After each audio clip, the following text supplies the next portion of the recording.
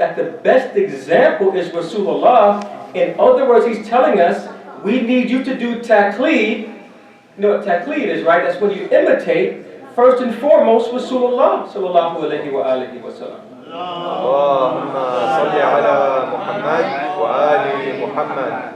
So we have to learn about the life of Rasulullah, how he carried himself, his ideology, his viewpoints, how he lived his life, all of these different things. And obviously, the Rasulullah is the head of Ahlul Bayt.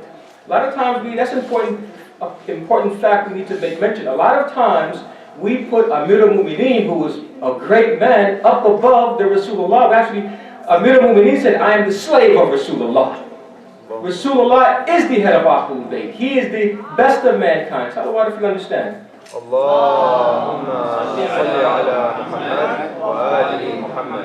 And I'm trying to find the right verbiage because I want my young brothers and sisters to understand this clearly. There are only two sunnah. You know the word sunnah. Sunnah is the way of Rasulullah, the life of Rasulullah, right? There's only two of them. There's one that is ordained by Allah subhanahu wa ta'ala. Adam alayhi salam, all the way down to Rasulullah, there was a lifestyle that was ordained by who? Allah subhanahu wa ta'ala. Allah subhanahu wa ta'ala gave it the proverbial thumbs up. This is how I want you guys to live your life, right? Right? But there's another sunnah also. Anything that didn't come from Allah subhanahu wa ta'ala and was not authenticated by the prophets, the messengers, and upheld by the imams is the sunnah of shaitan. Do you understand that? For example, there's a lot of things, knowingly or unknowingly, that we do that are contradictory to the Rasulullah's example, which means it falls into the sunnah of what? Of who? If it's not the sunnah of Rasulullah, it's the sunnah of who? Shaitan. Everything good comes from Allah subhanahu wa ta'ala, passed down from his prophets, messages, and imams, correct or incorrect? Salawat if this is true.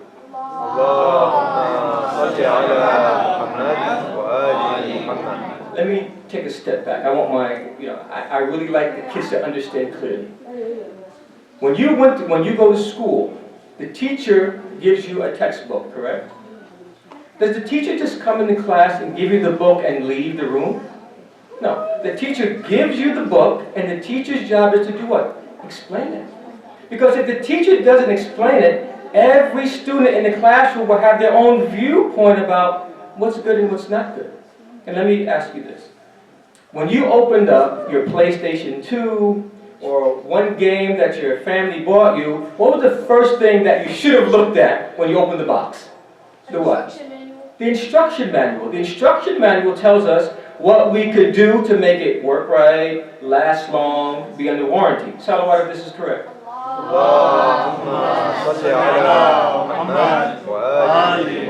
It also says danger. Don't do these things, right? Don't play the game in the bathroom where it can electrocute you, or don't do this or that different thing, right? Because so the instruction manual tells you those things that will benefit you, and also tells you those things that it will tell you those things that benefits the particular item, and tells you what things that will be harmful concerning the item, right? It doesn't matter if it's a car, if it's a toaster, if it's a microwave, it doesn't matter, right? Whoever created that particular thing gave you a set of, even hair care products. A person will create a hair care product, right? And on the back it says what to do or not to do, right? So everybody who created something gives you the manual of what to do and what not to do. Allah subhanahu wa ta'ala did the same thing. Allah subhanahu wa ta'ala created us. Salawat if this is correct.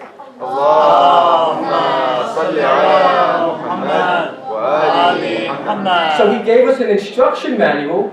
The best one of them is Quran al-Kareem, to tell us what we can do to maximize our potential, and tell us what we shouldn't do that can put us in harm's way. But remember what we just mentioned, that the book is not enough. The book has to have someone who can do what? Explain it. Sallallahu salawat for the intellectual youth.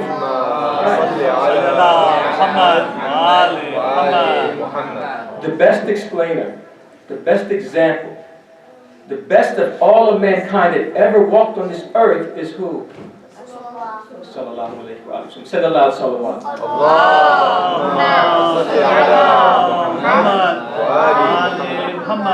So if we want to know how to live our lives, how to do things in our life, the type of decisions that we need to make in our life. We don't look on, for example, keep this a secret, but like, I used to like comic books, like the X-Men or Batman, all the superheroes, right? And trying to save the world. But the bottom line is, we have people that are real that are better than these fake guys. Right? Batman, Superman, X-Men, all these guys, they're fake. Right? If you want to know how to be the best human being, you don't look at the media, you don't look at this particular actor or actress, you look at the Rasulullah. And let me just throw this little cliff note. For the men, Rasulullah is our best example. For the women, you have another example that's just like that from Fatima Zahra, salamu alayha. So we want to know. So if we want to know how to be the best man, how to be the best woman, we look at the Rasulullah and his Ahlul Bayt. So salawat if you understand.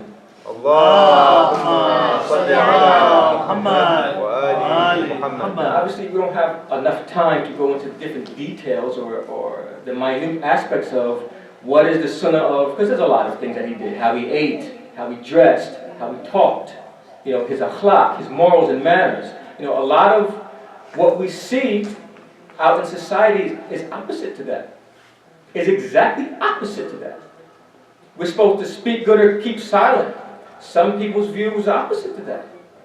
We're supposed to be merciful to one another. A lot of views are opposite to that. So it's important that on another occasion that my young brothers and sisters definitely need to find out more about Rasulullah other than his name, other than his family, other than, the date that he was born or the date that he was shaheed. We have to know exactly how he lived his life because, and it connects with the second part of the talk, because we need to know, are we on the path that is pleasing to him? Think about it. Because the Rasulullah is our spiritual father. We have a physical father, your Abi or your Baba, and we have a spiritual father who's more higher ranking than them, which is Rasulullah. Rasulullah, it says in Quran, he has more right over us than we have over ourselves. So it's important that we know deep, and maybe the teachers can give the children some work geared to learning about Rasulullah deeply, according to their intellectual capacity, but more deeper than just a cursory glance. More deep of what he did. Send a salawat if you understand.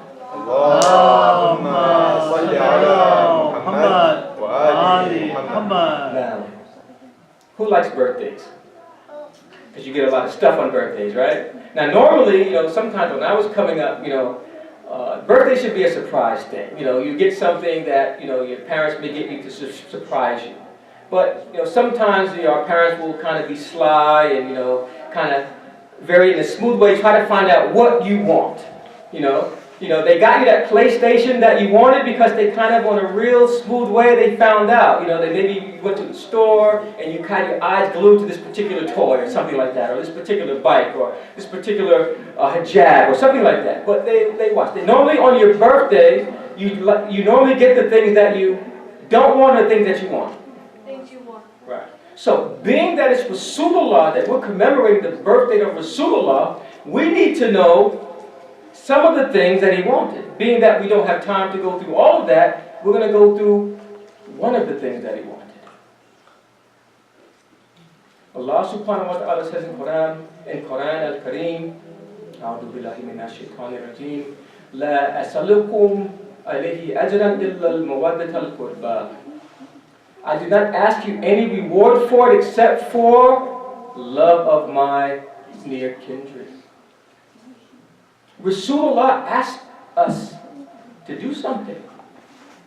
Now, I gave you the hint already, I just told you, but you tell me, what did Rasulullah ask us to do? Yeah, he asked us, he said what? I want you to love my... Successor. Yes, but in general, I want you to love my close kindred, his Ahlul Bayt. Right? So think about it. First and foremost, Rasulullah is our spiritual father, and our physical and our spiritual father, they should be obeyed or disobeyed. Obeyed. Okay, and what does obeyed mean? I just want to make sure. Follow. Right. So when your parents tell you clean your room, do you make a fuss or you just go ahead and do it? Right. Okay. So you know what obey is. And if you didn't do it, you'd be. Yes, you'd be grounded, but definitely you'd be disobeying. So we have to understand that. Rasulullah asked all of us, not just my young brothers and sisters, but all of us, to love his near kindred. Why did Rasulullah say, I want you to obey my kindred? I want you to follow my kindred. Why did he say, I want you to love my near kindred? Does anybody know?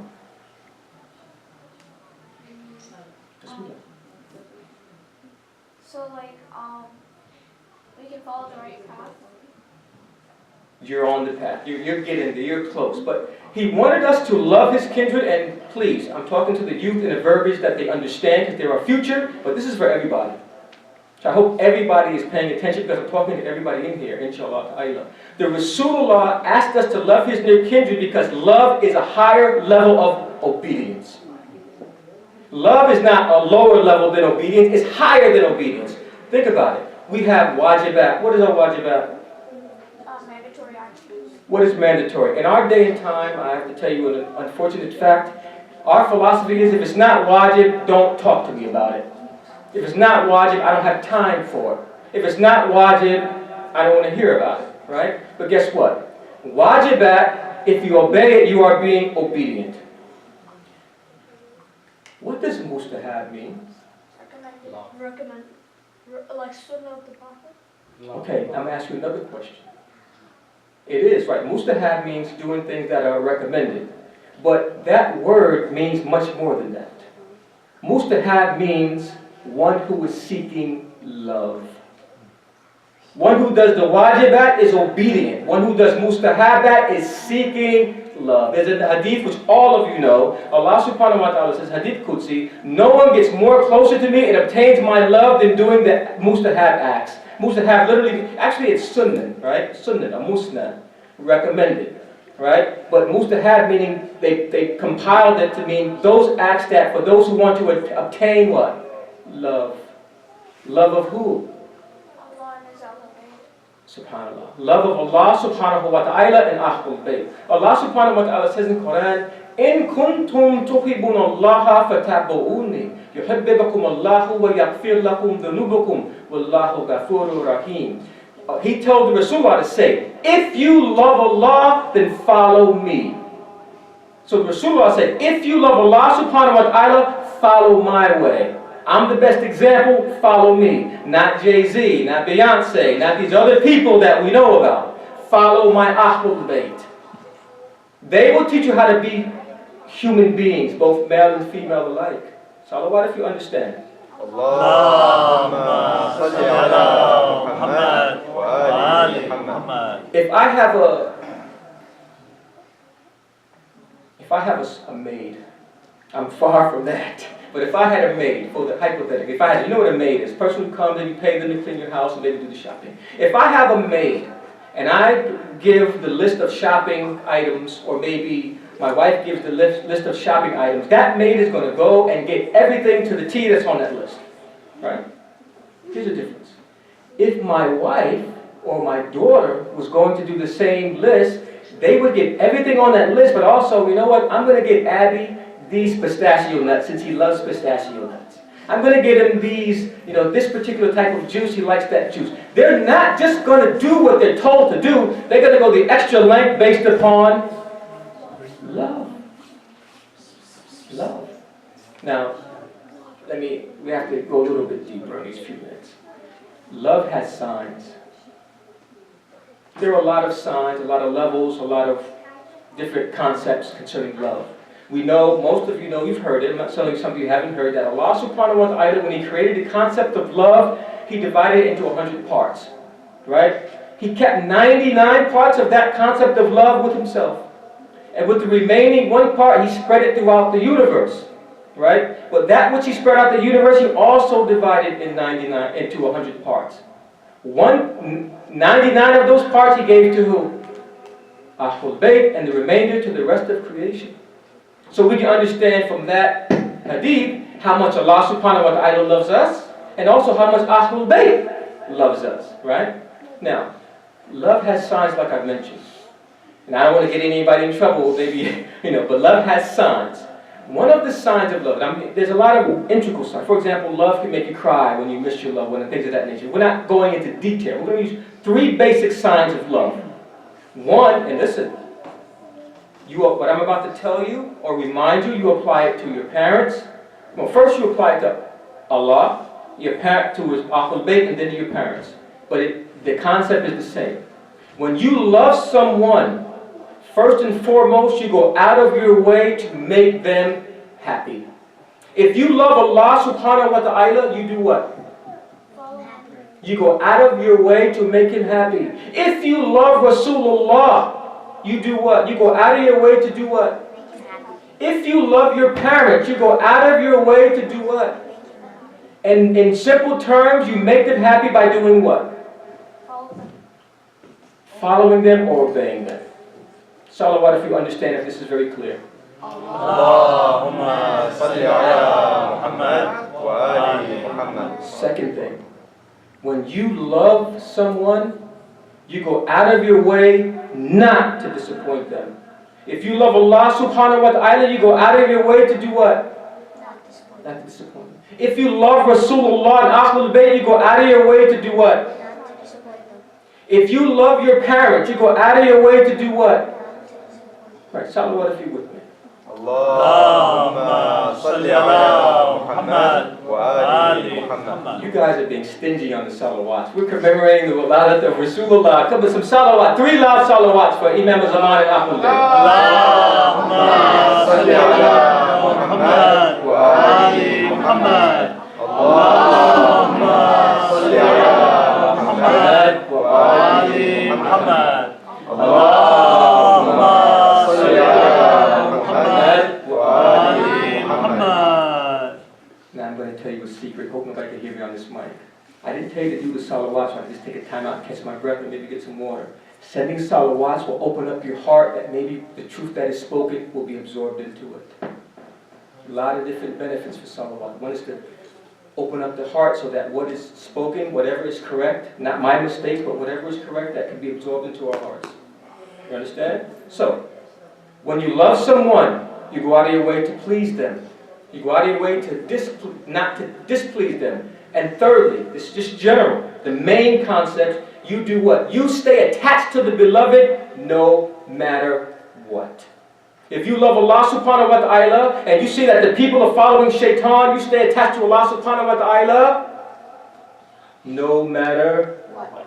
If you love Rasulullah and Ahlul Bayt and you see people are following the sunnah of other people, you stick to Ahlul Bayt no matter what. If you see that people are disobeying their parents and the family is being split, you stick with your parents No matter what. no matter what. Salawat if you understand. Allahumma salli ala Muhammad wa ali Muhammad. This is one of the many reasons why Rasulullah, via Allah subhanahu wa ta'ala, asked us to love Ahlul Bayt. Also, let me explain this. Let me bring it up a notch. People imitate who they love. If I love the Dallas Cowboys, I'd be sitting in this chair with a big Dallas Cowboy blue coat with a star on it, the whole hat and everything. I put the abaya and the kufi on top of it. Right? Whoever we love, we imitate them. That's the way it is. You could look one day when you're out and about, ladies, gentlemen, just pay attention one time and look around the people. Everybody imitates somebody. Nobody invented nothing in our day and age. We imitate actresses, actors, athletes. Yeah? And unfortunately, in our day and time, we imitate more people that are not divinely authorized to be leading us than we do the Ahlul Bayt. This is an unfortunate reality. And we have to for those who would be Friday, we have to start making wholesale changes. This philosophy is incorrect. Let me speak to the adults one moment. The youth are going to understand this, but if I'm a husband, right, unfortunately we live in a time of violence. If I'm a husband who disrespects my wife in public and private, there's all the horrible things that we read about. And then at the end of the day, while she's crying or putting bandages on her boots, I say, I love you, honey, I'm a liar. I'm a liar. Understand? Love has its realities. You go out of your way to please them, you go out of your way not to displease them, and you stick with them through thick and thin no matter what. Fatima Zahra salamullahi alayha said, "Yeah, Abul Hassan, I will be with you through the good times and the bad times." And likewise, Rasulullah told Amr Yasser, if the whole world is over here and Ali ibn Abi Talib is over here by himself, go over here. So in our day and time, it's unfortunate that irreligiousness, rebelliousness is the order of the day. But so what? We who love Ahlul Bayt, we who love Allah subhanahu wa ta'ala, we do what? We stick to them no matter what. Salawat if you understand. Allahumma salli ala Muhammad wa ali Muhammad. Imam Sadiq alayhi salatu wasalam said, Halidinu illa is the religion anything but love? Think about it. First of all, who can quickly tell me the furu'ud-din? No, the last two of the furu'ud-din. Tawalla is what I want to focus on. Love of the godly ones. This is wajib, tabada. Avoid the evil ones. This is wajib. This is amongst the wajibat.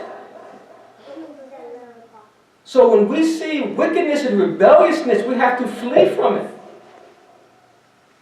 If we can't change it with our dua, which is the lowest level, if we have the ability, if we can't change it with our hands, we change it with our mouth from the minbar, the pulpit, or from behind, But if we can't change it with that, then we try to do what we can in our heart. But we have to be averse. We have to have a problem with wickedness, but we have to love righteousness. This is important. And these are concepts that are so basic and simple, but they have been lost. They have been lost. Islam, in many cases, religion has in many times become religiotainment.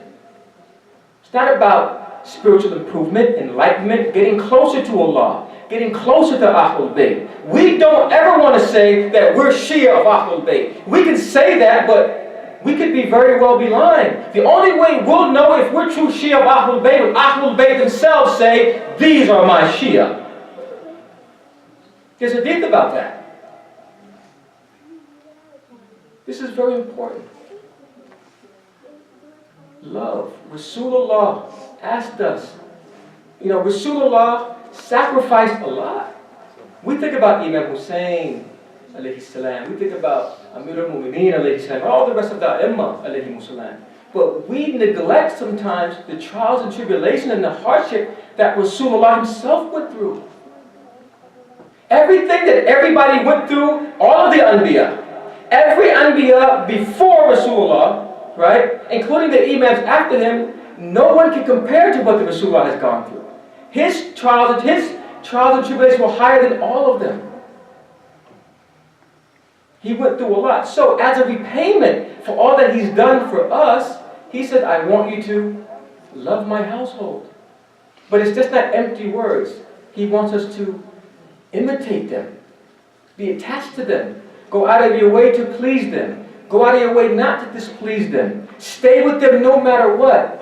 Does anybody in this room not understand this concept? This is not that high talk like fiqh where it's like, wow, the words are so big, you're sitting there like, what does that mean? I don't know that. I need my thesaurus. No, this is clear. Islam is the most elegant speech is the speech that you understand clearly according to Ahlul Bayt. That an adult understands it and